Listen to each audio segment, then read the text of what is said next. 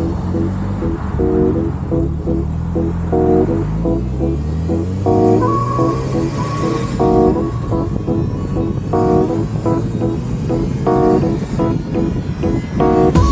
I totally forgot to include this in the last video, I wanted to give you a real quick video on a just side-by-side comparison between the factory stock mount and the new one.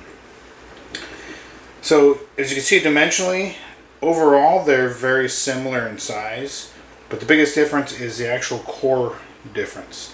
So that's the actual cooling channel in the stock, the factory one, and then you have another 3 inches or so of cooling channel within the new stock mount.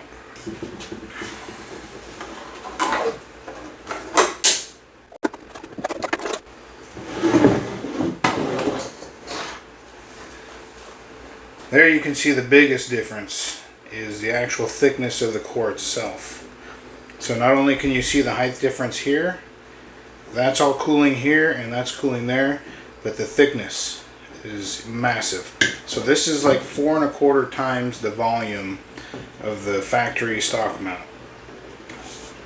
Again, as you saw in the last video, this is about twice the weight as this, but I think the overall benefit is going to be, I think the good is going to outweigh the bad when it comes to the reduction in intake temps with this. Is it relates to knock and possible detonation caused by hot air, and overall horsepower recovery.